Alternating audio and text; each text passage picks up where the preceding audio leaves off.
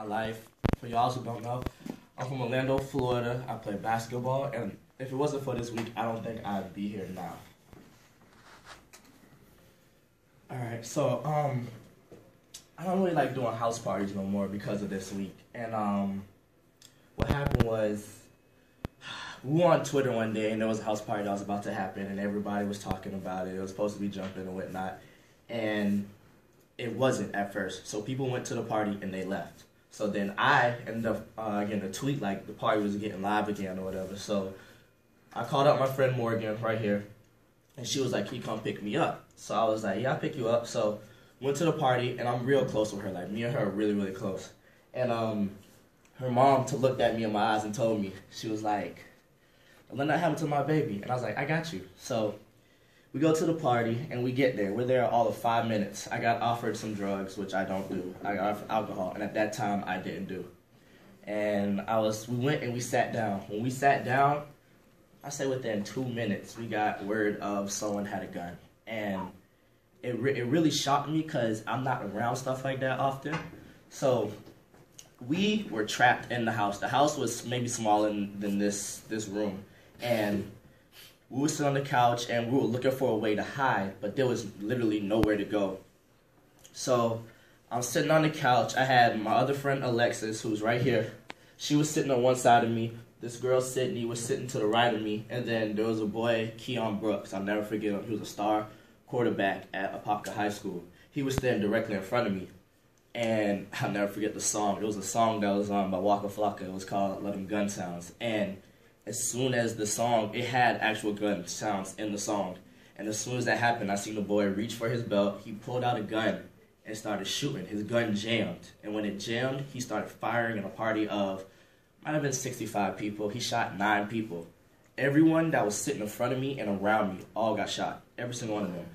The girl, Morgan, she got shot in her knee. Her knee exploded. The girl, Alexis, she got shot and it went through her leg. The boy Terrence, he tried to save a girl and got shot in his lower back. There was a couple other people that got hit running out the party. So when that happened, I immediately hit the ground. When I hit the ground, I lie to y'all not, there was blood everywhere. Like, you can hear it when you were walking. And there was a crowd of people, so when that happens, everybody just runs. So we jumped up.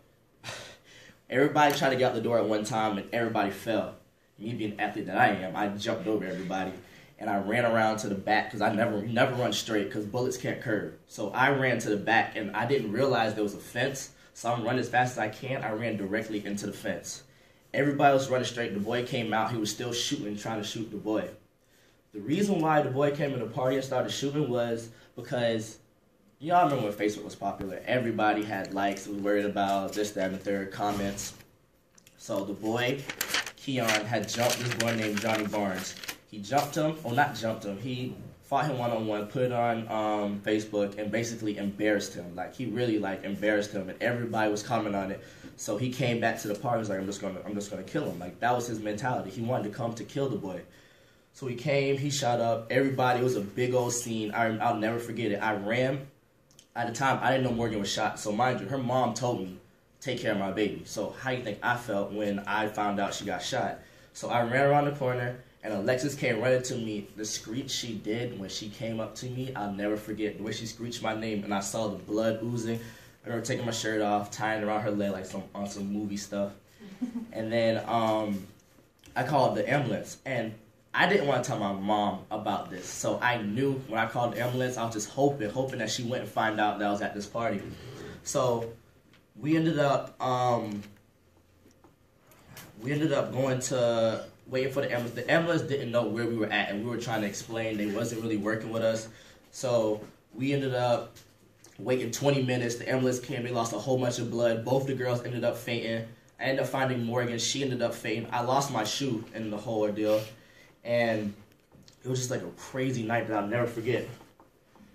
Johnny Barnes. This is the boy that decided that he wanted to be a thug in this picture and then come and bring a gun to a party to fight. To shoot instead of fighting. He ended up getting convicted of 99 years plus 10 or something like that for every bullet that he had. And he had 9mm with extended clip, which is, for y'all don't know, it's like a 9 like an actual regular gun, and it has extended bullets. So he was going really for war. Morgan, as you can see, she has a scar on her leg where the bullet is from. It's really like she couldn't walk, like how Lewis said. She had to learn how to walk again. Like she lived right down the street from me, so I would go and walk with her every day. But I was in a state of depression. Like I really I didn't talk to no one. Like I was really, because I felt like it was my fault. And her mom never blamed me for it. But like as a kid, like you don't want to hear that, man. It was just like I thought it was my fault. Terrence, the one that got shot in his back trying to save the girl, he's playing at Louisville now. The boy Keon, the one that fought the boy, he can't play football no more. The bullet was too close to his hip area, and he doesn't have the same movement that he once had. He ended up going to a junior college, and he didn't really finish out. You're at 5. Okay. This crash happened right after that. Literally, maybe 3 days after. We came, me and my brother, he had dropped off his girlfriend. We went, flew over a car. I think the person on the other side of the street fell asleep. We flew over them, ended up rolling 5 or 6 feet down the road, and it was really bad.